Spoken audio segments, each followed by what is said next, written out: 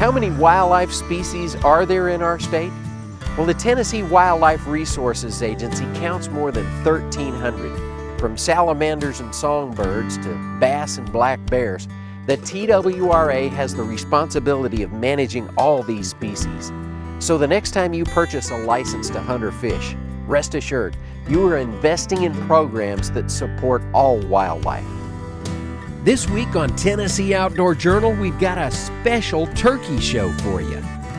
We'll start off with Tennessee's governor goes turkey hunting. I'm shaking. You couldn't have scripted a better walk-up. And we'll finish off with the hunt with Dale Outdoors. Oh, yeah. I called it down there on the ridge over on when we was coming to him. I said, I bet he's got some good hooks. He ain't no 2-year-old. Tennessee Outdoor Journal is opening the cover and inviting you in for some outdoor tips, tricks, and behind-the-scenes look at the work being done by your Tennessee Wildlife Resources Agency. Let's turn the page. What kind of legacy will we leave when our days upon this earth are gone? Tell me who will carry on this work that we've begun, care enough to be the keeper of the dream. Thanks for joining us on this episode of Tennessee Outdoor Journal.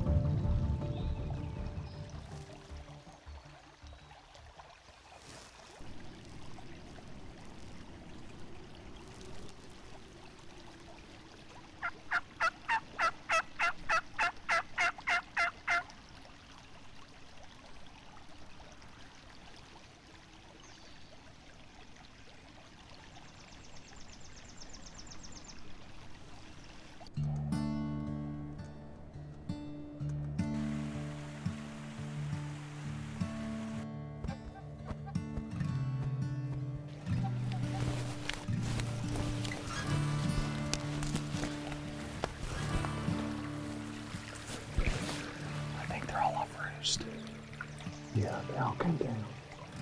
I think there's one on the ground. I'm just gonna keep making sure we don't get back toward it. They must just be sitting over there because the toms aren't moving. I don't see the hens. They must have gone.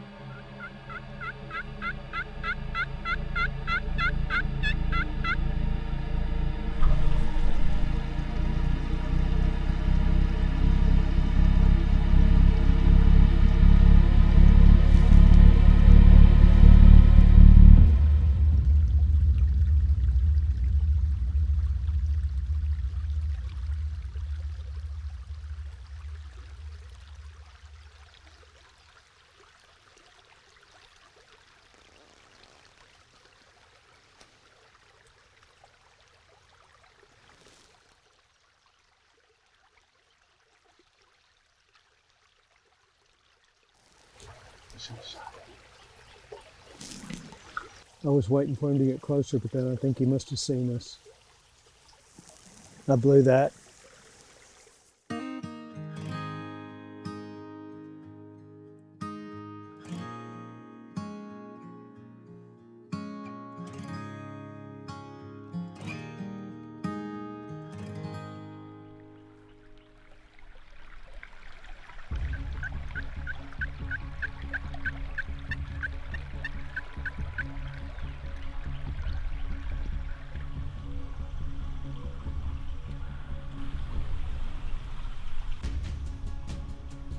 I see him.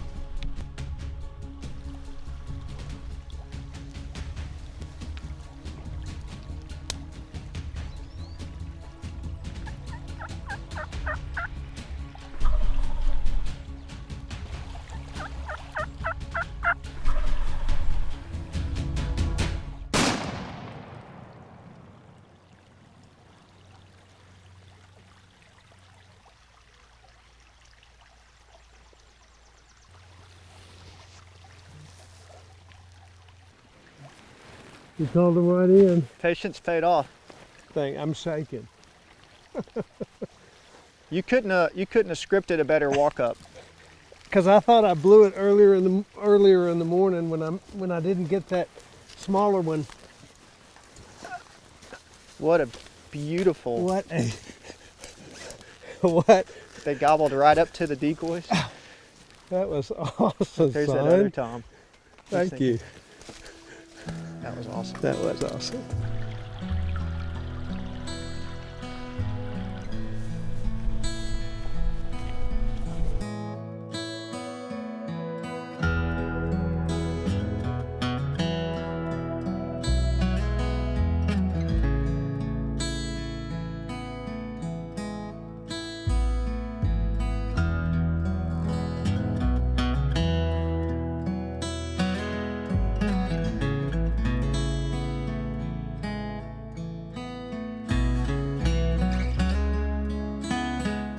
We're very privileged and grateful to live in such a beautiful state with abundant natural resources and wildlife. And I hope you get out and enjoy the outdoors as well.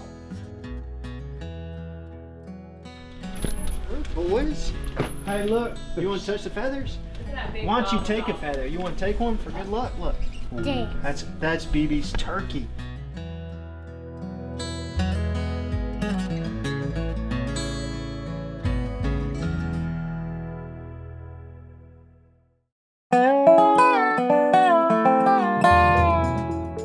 Hi, my name is Roger Shields, Wild Turkey Program Coordinator for the Tennessee Wildlife Resources Agency.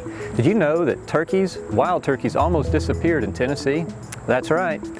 Now in the early 1800s, as Tennessee was starting to be settled, they were abundant and pretty much everywhere.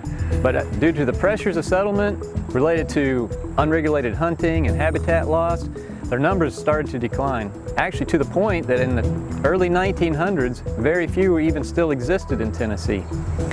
Well, with recognition of the problem, efforts to restore them kicked in.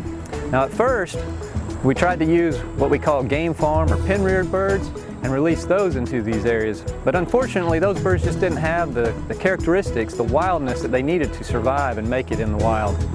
So what really was the key for successful restoration was when we started trapping wild turkeys from areas where they were still abundant, primarily in southeastern and southwestern Tennessee, and then relocating them to areas where the habitat was good, but the turkeys had been removed or had died out.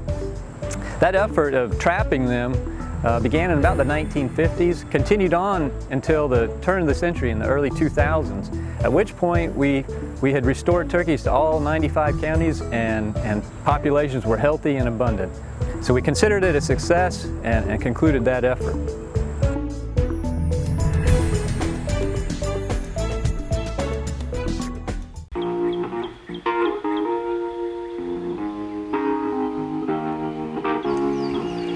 Good morning, Tennessee.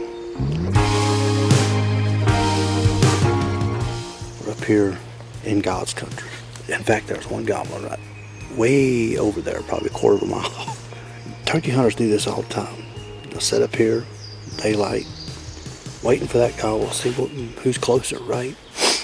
And if you don't hear nothing early, and let's say that turkey over there's, gobbling, he's a quarter mile away. Now we can go on the back side of this, but instead of rushing all the way over in the prime time where they're still in the trees, and a lot of guys just run over there. But if you got access to move a lot on the property, we're hunting about 300 acres here, so we got access to where that turkey's gobbling.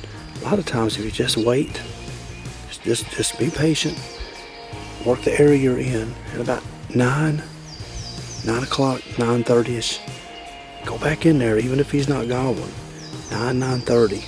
Then you can maybe get in your vehicle, drive back around to where you heard that turkey earlier.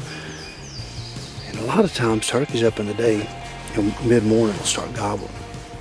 And boy, and there's one right there. So we're going after that one. Yeah, it's too close. I heard that one.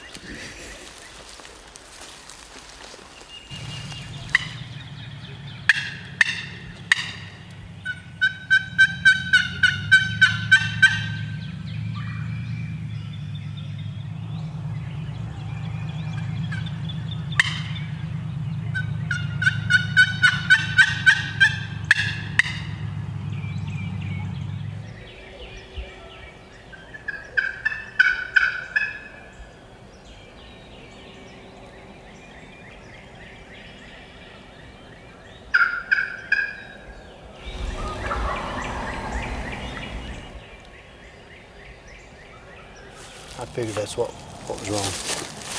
He's in his strut zone. He's got a strut zone. He's staying right in the same spot. That's what he's gobbling at, that slate call.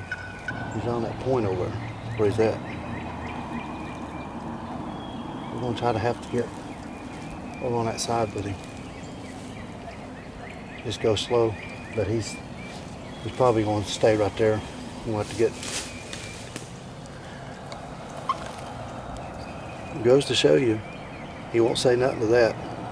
I picked that slate call up, it's like bam! Now, I think what it is, they have a particular hen that they've been with, or maybe they've heard and they haven't been with yet.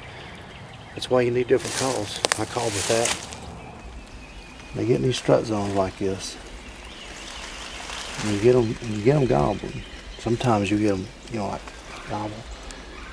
Then they'll start gobbling by themselves. That's a good sign. When they start gobbling by themselves after you've called to them, just let him keep gobbling.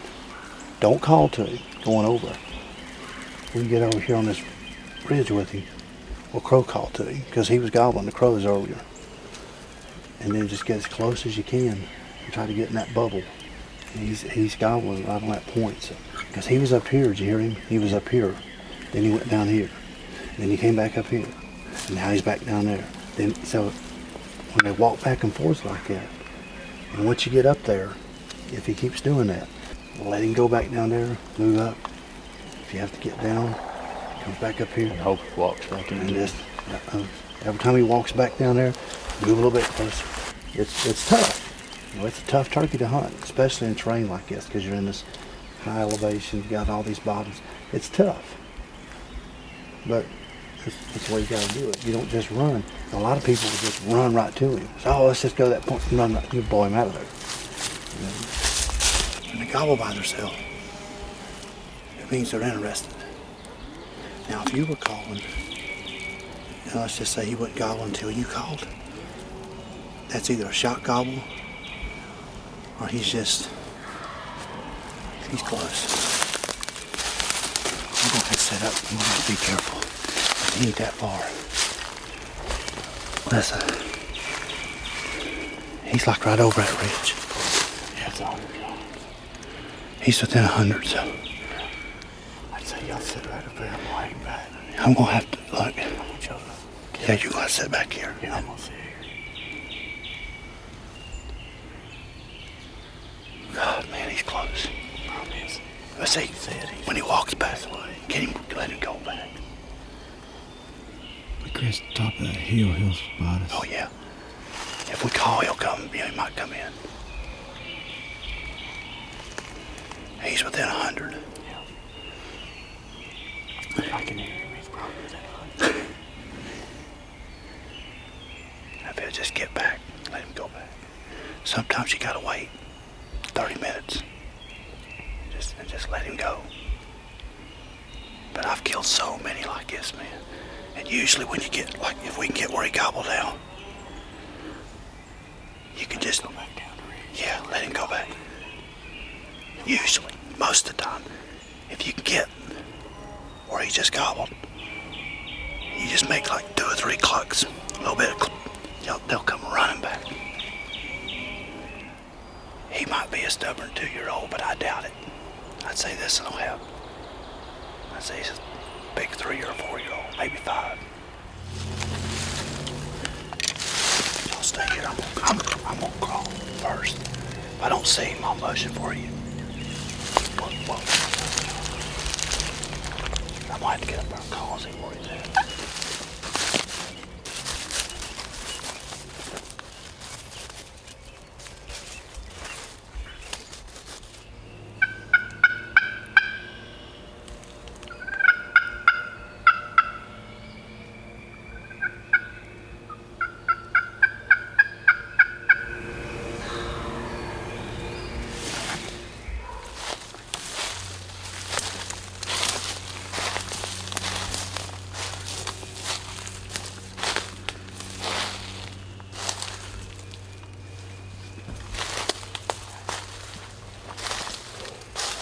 That's what I wanted.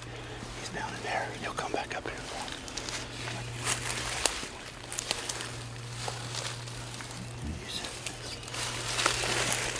You sit right here. He's down over. He's back down the bottom. Yeah. So you sit right there. You sit right there. Sit back there. Come on, sit. He'll probably come back pretty quick.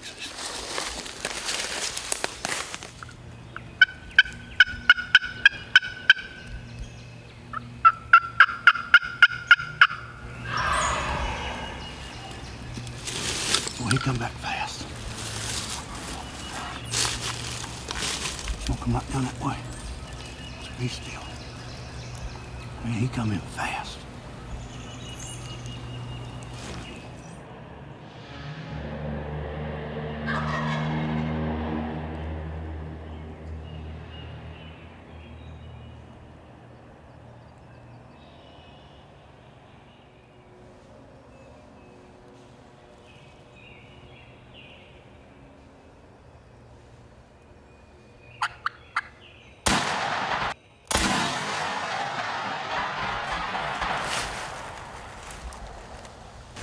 That's the way you kill a strut zone gobbler. Did I call it or did I call it? Awesome, man. Man, you couldn't move, could you? He was like right there gobbling our face. I wanted to move him and got behind that tree, but I was afraid of. Holy smokes, that worked. Did I call it or did I call it? That's exactly what he was doing. I've done that so many times over the years, that right there. How long did it take him to get up here after I made that one little call? Just that one little, I told you that, and I done it. I said, you make 1 or 2 calls. I could have shot him with, 20 yards out there, but I couldn't move. Because listen, come on, I want to show you something. Now, I did a mistake, but sometimes you just gotta improvise. Actually, I did a video on this once. You don't ever want to set up where your gun has an obstacle like that, because see, I couldn't move. Try your best not to set up where you got something in your barrel, but I was afraid he was going to walk right through here. Sucker flopped all the way down this. He flopped all the way down this road. Oh man, his tail feathers, some of his tail feathers come out. That ain't good. All right, look at that. Man, lost tail feathers. That ain't good. Boy, look at that. Beautiful, beautiful turkey. There you go, boy, he gobbled good, man. I mean, look at, man. See what kind of hooks he's got. Oh yeah, I called it down there on the ridge over on when we was coming to him. I said, I bet he's got some good hooks. He ain't no 2-year-old. It's probably a 4-year-old bird. He's got some sharp points. So, oh yeah, he's probably a 22-pound gobbler, at least. All right, man, I'll tell you, Man, look at this. Oh man, his tail feathers just come out. I ain't gonna get to cape that one, but that's all right. We'll get some good pictures and have a memory, but come on in here, Mike. Got Mike from the TWRA with me here in Tennessee today. Sit down here, I'm tired now. We had to walk a pretty good ways to get on this turkey. Well, Mike. Congratulations. What do you think about that, man? That was a good one. Only had to walk a couple of mountains to get it. Phew. Man, I'll tell you, get a shot of this terrain. This is some really tough terrain that we're hunting. We're deep in the mountains with them in Tennessee here. And it's just really steep. I mean, this is some of the toughest terrain I've hunted probably since my West Virginia days when I used to deer hunt up there. And, you know, but, you know, this gobbler, Mike, this gobbler here, when we was way over on that other ridge, and he gobbled early, didn't he? He was like pretty early when he gobbled. 6:15. Yeah. Something like that. So I knew we couldn't go across this bottom. So we went up here. I thought maybe he might sometimes go across, you know, across the valley if he's really hot. I didn't know if he's by himself or not. But we was all the way on that other ridge over there. And this turkey here is a classic example. And not bragging on myself, but pat me on the back. I did call this one. Yeah, you did. I did call this one perfect. But you know, after 30 years of hunting them, you kind of get to know them a little bit. But this turkey here, he was on this point. Well, no, actually, he was under this point when he gobbled, and we come up there. And when he came up here, we was way over probably 800 yards. But he came over here to this little ridge, and then he gobbled at me. I switched to this slate call here because I hadn't used it none. I've been using my mouth call, been using my box call, but he just went and talked to it. And so, you know, it's just like fishing. Sometimes you just got to keep throwing to what they want. And I pulled out this old fire starter by Spring Fever Custom Calls, this slate call, and boy, he just ate it up, didn't he? I mean, he just, bam, boy, he hit it. And I was like, okay, that worked. So sometimes you just got to switch calls, whether it's the frequency or maybe it's a hen that they're used to hearing, they're wanting to get back with. And that's why you need an assortment of calls. Boy, he's been strutting a lot. He's an old turkey, and you can tell he's really got wore down there. But this turkey is a classic example of a strut zone gobbler. And what he does is they'll get on these points usually. It's usually a point, not always, but it's usually a point probably 70% of the time. And he'll just walk these points into a ridge and back down a point, up to a ridge, back down a point. So when we was over there at the last place we set and he started doing that, I told Mike, I said, I believe he'd be a pretty easy turkey to kill if we can get over there. He said, well, we got to go all the way back around this mountain. And it took us a while, but we didn't call. You know, don't be calling to a turkey when you're going to him if you can help it. Sometimes you got to check them and see where they're at. But you know, we tried to crow call to him, he wouldn't say nothing. But I just kind of felt the way he was acting. He had to be coming right through where we're sitting, probably 4, 5, 6 times, just walking and gobbling. He'd be down here and then he'd be back up here and he'd be back down. So when they do that, what you got to do is you just got to try to get in their bubble, and that's how we killed this turkey. We just got in his bubble. He wasn't going to come across this valley to us. He wasn't going to come 1,000 yards to us. He won't come 500. You had to get in his bubble. So when we got around, and that's the one good thing about timber hunting, where field hunting is, you know, it kind of will mess you up a lot of times. You know, I killed a field turkey last week, killed a hardwood mountain turkey this week, but the mountains are just a lot easier to slip on turkeys when you have to do that. So we got up here, and then I told the boys, I said, just stay back and let me crawl up there, because that last time he gobbled before we set up where we killed him, he was close. Yeah. Like he was right. He had to be like right in here, and we was just not even 80 yards. And I was afraid and I didn't call because I was afraid he'd come looking for us. So we let him back off, and probably about 20 minutes, I crawled up to that tree. 20 minutes later, I thought, okay, well, I was sitting there thinking, well, he's had time. And sure enough, just a cluck and a little old yelp on that slate call, and he gobbled way down here under this perfect, and he gobbled like right in our face. I mean, it was great to be strutting. And the reason, you know, a lot of guys, I'll say this too, when you're hunting in thick stuff like this, a lot of guys like to shoot a real open choke. But when you're hunting this stuff, I shoot a 650 choke because this is why. I mean, it's just thick, so you want as many pellets as possible going in a small hole, and that's pretty much what I had to shoot through. So that's why you shoot a tight choke, because if you shoot too wide of a choke, you're gonna miss because you're gonna hit a bunch of branches. And I'm sure my pattern probably got knocked off some, but I had enough to get the job done. But boy, that's a nice turkey, and heavy turkey. Just a good day. Thanks for coming and showing us how to do it. Hey man, hope you learned something. We did. I don't know everything about them, but after you chase them, and I've done this so many years. I mean, just my dad taught me that years ago. He said, let him gobble, let him go off, get up in the bubble, sit there and let him come back to you. And boy, I've done it so much over the years. But a lot of guys, just like, a lot of your audience here, don't know that. And they would have just come right on up in here and blowed it. Mm-hmm. So sometimes that's why I call it the ultimate chess game.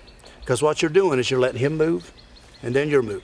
And then you're letting him make a move, and you're moving. And you just got to be a little bit ahead of him. But boy, that was great. That was fun. Yesterday, they about killed me walking around these mountains. But today, I feel pretty good. Okay, Mike, since I've never turkey hunted Tennessee, I know your state is a tag before you drag. So how do you check this turkey in? It's super easy. We have the TWRA on the Go app. We already downloaded the app for you because you bought a license. Mm-hmm. And it's got 4 questions at the very start. You want to go to my accounts, purchase license, sunset and sunrise times, and then the report of harvest. Report of harvest. We're going to report a harvest because you got a bird. Okay. And then you just answer the simple questions on that next page. Super easy. You've tagged your bird in maybe 30 seconds. So Okay. super easy here in Tennessee. Well, that's great. So you don't have to notch it or nothing? Nope. Like piece of paper or nothing? Just like on the that. Just on the app. On the app, and it'll send you a confirmation email, and you can always get your confirmation number on the app itself. So. All right. Hey, it's been a great hunt here in Tennessee. It's still one of my favorite states to come to. You need to check it out, and you can have a turkey hunt just like ours. Make sure to visit GoOutdoorsTennessee.com. We're going to go off the mountain now and go get something cool to drink.